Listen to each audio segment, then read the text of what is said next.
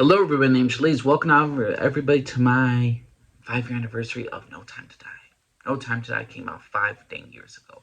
I rewatched this film because I love James Bond, and this is Daniel Craig's last performance, and I did not like it when I first watched it. I rewatched it, and my opinion has stayed the same, except worse. I find it an okay film, but it's not. It's James Bond, Daniel Craig's final film should not be okay. The story is just a mess. Here's the thing. You want me to believe James Bond would go out into war right after Spectre. He would go out with the woman that he's now calling his second love. And he would go out with her before he hunts down all the Spectre and eliminates them. No. Just no. You're telling me that Bond will believe the same woman who he saved from a bomb from in the previous film, who's been through so much stuff, was betraying him? No. I'm sorry. No. Just no. You're telling me Safin, Rami Malek's character, he survived a whole bunch of bullets from a young girl and somehow survived it. You're telling me Blofeld, who killed, along with Mr. White, you're telling me that Blofeld and Mr. White would not have killed this guy? Mr. White wouldn't have avenged his wife? No. You're telling me Blofeld will allow this guy to live, who was one of Spectre's poisoners? He killed the guy's entire family. You think he will allow this guy to live? And how this guy managed to survive this long? No. Are you telling me he would retake an island? He would automatically have buyers? Oh, you're telling me Rami Malek character who's suddenly in love with the young girl he spared. He falls in love with her. He takes her kid. And while he has a kid hostage and all this stuff, he could use this as to get after Bond. But he just lets her go in the third act. And that third act, Bond has to climb through a bunch of stairs and go through a whole bunch of guards. And he reaches the control panels to open the doors. And you think Bond would have left those control panels intact so they could reverse his decision? Bond has secured everything. He's good. He's won. Then he goes back downstairs. And then the outer doors are closing again. Because Rami Malek's character is still alive. It's like the character, it's like the plot suddenly forgot that this main villain needs to be eliminated. You're telling me this was the best you could do for the story? You're telling me this is the best you could do for the entire story of James Bond's character? You think he would rather die in order to find a cure rather than find a cure?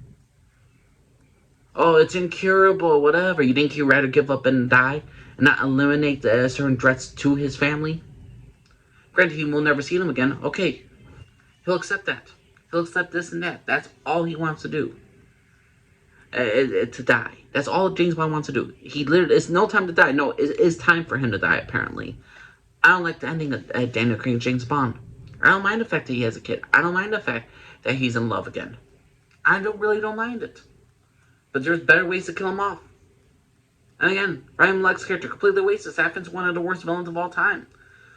He wants to get revenge on Blofeld to use him as poison? Yes, absolutely. But here's the thing.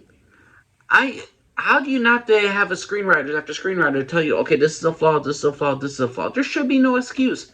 Know what you could say why Mr. White and Blofeld didn't kill Safin? You could say Safin was imprisoned by James Bond all this time. You could say he was planning his revenge slowly and it had to slowly change everybody around. You could have had that as a dialogue scene that he was imprisoned by Blofeld because he was too good of a poisoner. By Mr. White, and he was being tortured for many times. You could add that little dialogue. But you don't do nothing. You make so many plot holes with Blofeld and his character.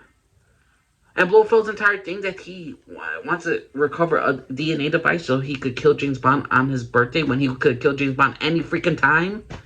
I'm sorry, just no.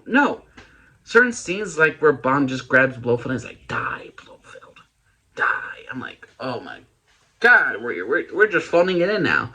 We all know people are going to come in because this is the last James Bond film of Daniel Craig. Daniel Craig is beloved as James Bond, but we did absolutely jack did a bare minimum effort. Another thing, you expect me to say that Felix and James Bond cannot take out that one American dude who was clearly a double agent at the beginning, and Bond and Felix did not see it coming? And you're telling me that guy just dies, like, he literally is in a 5-second clip. It's like, what happened? Did the actor did not have enough, like, time? He's like, oh, I got reshoot scheduled. I just see Bond in the forest. I'm in the car, and then my car just immediately gets told, and I just immediately just am there. No final fight scene, because even that fight scene that you had with him in the boat, that looked pretty decent. That looked pretty good. But we can't have but we have to have the card thing where it's collapsed on. Can we have like a little bit more before we do this off? Or I guess we're running out of time apparently. No Time to Die has so many flaws, so many silly, stupid moments. I cannot defend. 5 years later, I still cannot defend. There are certain moments I will go back to. I love the girl. I'm forgetting her name. She works for Felix. She was a CIA agent. She was great. I liked her in Cuba. I didn't mind the new female 007.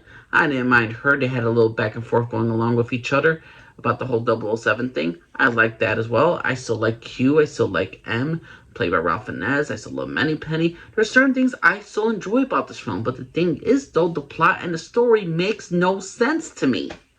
I'm sorry. There's some great moments. There's some great storytelling, but my lord, so many flaws within this movie, and it should have been so much better. But what do you all think of No Time to Die? Do you think 5 years later this is still a great film? Think it's a terrible film? Please know what you all think. Angel Lee, care for everybody. Bye bye.